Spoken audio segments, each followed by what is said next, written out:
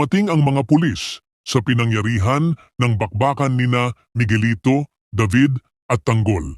Kasama sa operasyon si Rigor at ang iba pang kapulisan para alamin kung ano talaga ang nangyari sa loob ng sunod na dumating ang mga kasamahan ni Tanggol.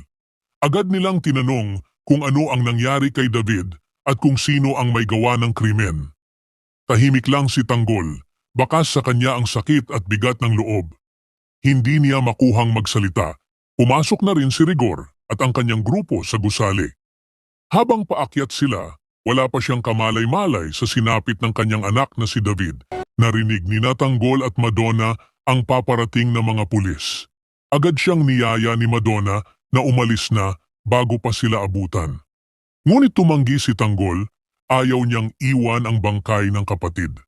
Tahimik pero ramdam sa kanyang mga mata ang matinding lungkot at galit. Paakyat sina Rigor, nilapitan si Tanggol ni Boss Divina. Sinabihan siya na kailangan na nilang umalis, dalaman ng ayaw o gusto. Pinaalalahanan si Tanggol na hindi pa tapos ang laban, na kailangan niyang mabuhay para maipaghiganti si David.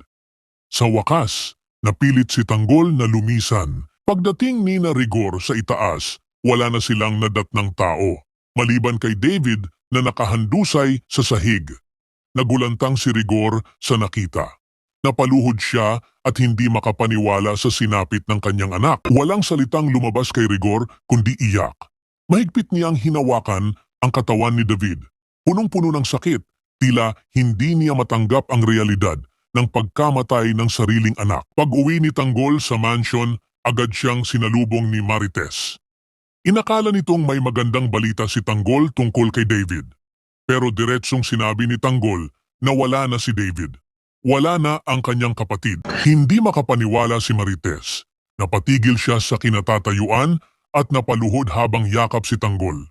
Tuluyan siyang nabagsakan ng emosyon at hinagpis ng marinig ang masakit na balita. Sa kabuuan ng mga kaganapan, mas lumalim ang sugat na iniwan ng bangayan sa pagitan ng mga Montenegro at Guerrero. Ang pagkamatay ni David ay naging pinakamabigat na dagok para kay Tanggol at sa kanilang pamilya.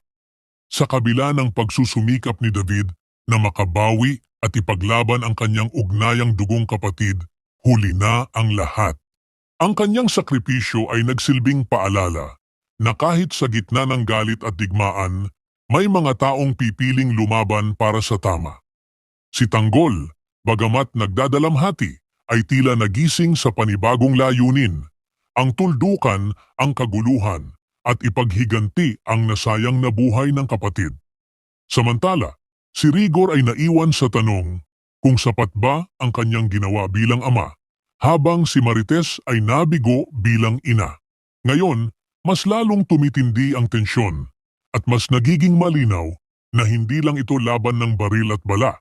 Ito ay laban ng prinsipyo, pamilya at katotohanan. Ibahagi ang inyong saloobin sa comment section. Huwag kalimutang mag-subscribe at i-click ang notification bell para hindi ninyo ma-miss ang susunod na kabanata ng Batang Quiapo. Maraming salamat sa panunood.